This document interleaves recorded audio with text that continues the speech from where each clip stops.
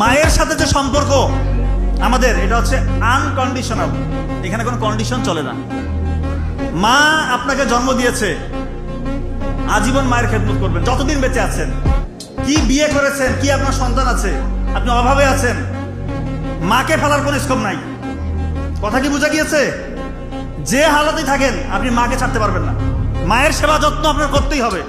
একবার এক সাহাবী, তিনি ওনার বৃদ্ধা মা ওনার সেবা করছিলেন। তো ওই সময় হজের সময় হয়েছে, হজে যেতে পারেনি, মায়ের সেবাই করে যাচ্ছেন। পরে অনেক কান্নাকাটি করছে, ইস মায়ের সেবাটা করছি ভালো লাগছে, কিন্তু হজে যেতে পারলাম না, এই কষ্টে তার চোখ দিয়ে পানি আসছে। তো রাসূলুল্লাহ সাল্লাল্লাহু আলাইহি ওয়াসাল্লামের কাছে এই খবর পৌঁছে গেল। তখন রাসূলুল্লাহ সাল্লাল্লাহু আলাইহি ওয়াসাল্লাম বলল যে কেউ যদি তার বৃদ্ধ মা বাবাকে দেখে, তার জন্য উমরা, হজ এবং জিহাদের সমান সব তার জন্য দেওয়া হবে ইনশাআল্লাহ। সুবহানাল্লাহ। চিন্তা করেন, বৃদ্ধ মা বাবাকে দেখলে আপনার কমবে না, মা বাবাকে দিবেন, আল্লাহ তাআলা বরকত বাড়িয়ে দিবেন।